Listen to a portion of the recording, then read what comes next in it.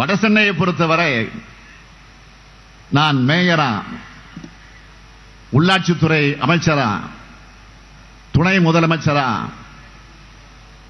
வடசென்னையினுடைய வளர்ச்சிக்காக ஏராளமான திட்டங்களை செயல்படுத்தி இருந்தாலும் இப்ப முதலமைச்சரானதும் குறிப்பா வடசென்னை வளர்ச்சி திட்டங்கிற பேர்ல 4189 கோடி ரூபாயில 11 அரசு துறைகளோட திட்டங்களை இங்க இருக்கக்கூடிய அமைச்சர் சேகர்பாபு தலைமையில் நடந்த நிகழ்ச்சியில சமீபத்தில் தானே தொடங்கி வச்சோம். இப்படி நாம ஒரு பக்கம் சாமானிய ஏழை நடுத்தர குடும்பங்களுக்காக பார்த்து பார்த்து பல திட்டங்களை ஆட்சிக்கு வந்த அடுத்த நொடியிலிருந்து நிறைவேற்றிட்டு இருந்தா, இன்னொரு பக்கம் அவங்களை நடுத்தரில் நிக்க வைக்கிற திட்டங்களையும் சட்டங்களையும் ஒன்றிய பாஜக அரசு அடுத்தடுத்து கொண்டு வராங்க.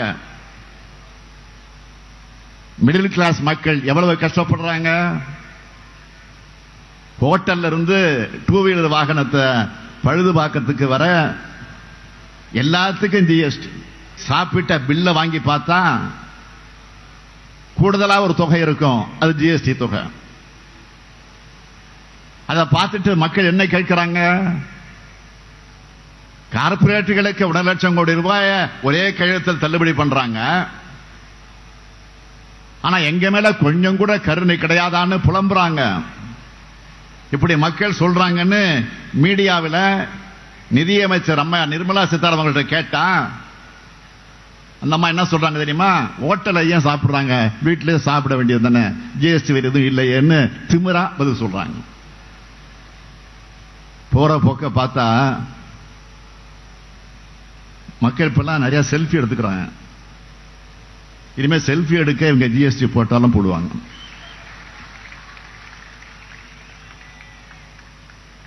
மாநில முதலமைச்சராக இருந்த போது ஜிஎஸ்டியை கடுமையாக எதிர்த்தவர் தான் மோடி அவர்கள்.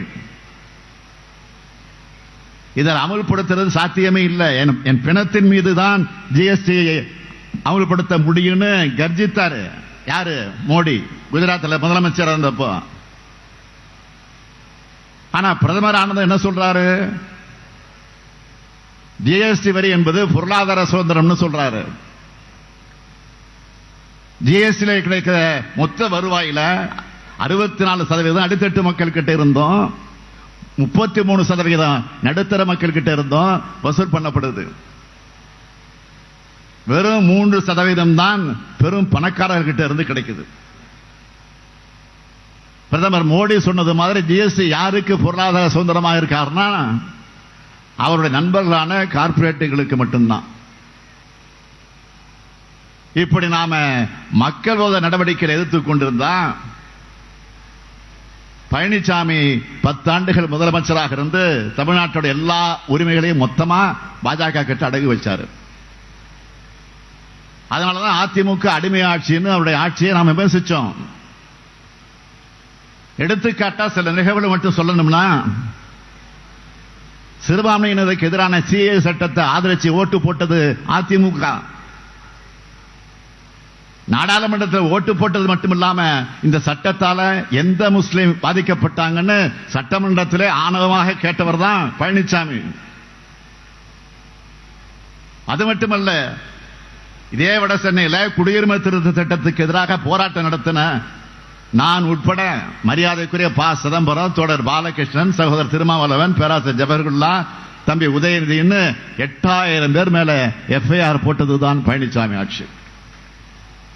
பெண்கள் குழந்தைகள் பார்க்காம கூட எல்லார் மேலையும் லத்தி சார்ஜ் பண்ணி அத ரசிச்சார பழனிசாமி. 2வது எடுத்துக்காட்டு 3 வேளாண் சட்டங்கள். இதையும் ஆதரிச்சு துரோகம் பண்ண புண்ணியவான் தான் இந்த பழனிசாமி. பாஜகவுக்கு விசுவாச காற்று வேகத்தில் இன்னும் ஒரு படி மேல போய் இந்த சட்டம் வந்தா நம்ம விவசாயிகள் உத்தரப்பிரதேசம் போய் வியாபாரம் பண்ணலாம். இதை எதிர்க்கிறவங்க விவசாயிகள் இல்ல, புரோக்கர்கள்னு விவசாயிகளுடைய போராட்டத்தை கொச்சைப்படுத்தி பேசினாரு இந்த புரோக்கர் பழனிசாமி. இது மட்டுமல்ல, ஐயன் திருவள்ளுவர், தந்தை பெரியார், அண்ணல் அம்பேத்கர்னு தமிழ்நாடு பெரிதும் மதித்து போற்று ஆளுமைகள் மேல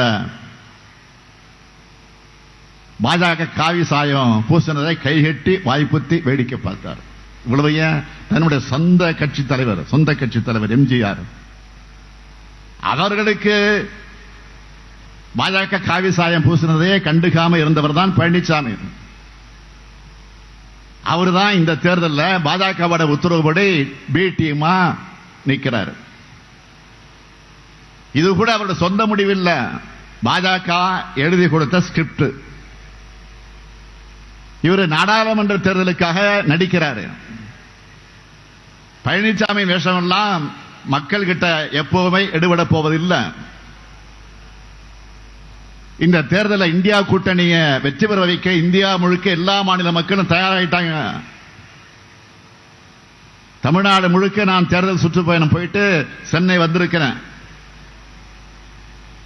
ஒவ்வொரு ஊர்லயும் பொதுமக்கள், இளைஞர்கள், குறிப்பா பெண்கள் தர ஆதரவு பிரமிக்க வைக்குது. சென்னையும் திருவள்ளூரையும் 10 ஆண்டு கால ஆட்சியில பாஜக அதிமுகவும் முழுசா புறக்கணிச்சாங்க. அதனால்தான் 2019 தேர்தலையும் 2021 தேர்தலையும் உள்ளாட்சி தேர்தலையும் நீங்க அவங்க 2 பேரையும் மொத்தமாக ஒதுக்கி திமுக கூட்டணிக்கு முழு வெற்றியை தந்தீங்க. அது இந்த தேர்தலையும் தொடரணும். சென்னையும் திருவள்ளூரும் வளர காரணம் திமுக ஆட்சி. இந்த பகுதியை எப்பவும் கண்டுகொள்ளாத ஆட்சி அதிமுக பாஜக ஆட்சி. இதை மனசுல வச்சு இந்தியா கூட்டணி வேட்பாளர்களை பெருவாரியான வாக்கு வித்தியாசத்தில் நீங்க வெற்றி பெற வைக்கணும். திருவள்ளூர் நாடாளுமன்ற வேட்பாளராக போட்டியிடுகிற சசிகாந்த் செந்தில் அவர்களுக்கு கை சின்னத்திலையும், வடசென்னை நாடாளுமன்ற தொகுதியின் வேட்பாளராக போட்டியிடக்கூடிய கலாநிதி வீராசாமி அவர்களுக்கு உதயசூரியன் சின்னத்திலையும் நீங்க எல்லோரும் வாக்களிக்க வேண்டும் என்று உங்கள ஒருவனா, உங்களுக்காகவே உழைத்த தலைவர் கலைஞருடைய மகனா கேட்கிறேன். நீங்க அளிக்கிற வாக்கு இந்தியாவை காக்கட்டும், தமிழ்நாட்டை காக்கட்டும், நம் எதிர்கால தலைமுறையை காக்கட்டும், பாசிசத்தை வீழ்த்த இந்தியாவை காக்க உங்கள் ஸ்டாலின் அழைக்கிறேன். 40 நமதே, நாடும் நமதே. 40 நமதே, 40 நமதே. கொஞ்சம் சத்தமா 40 நமதே, 40 நமதே. நன்றி, வணக்கம். செய்திகளை உடனுக்குடனும் துல்லியமாகவும் தெரிந்து கொள்ள சப்ஸ்கிரைப் பண்ணுங்க.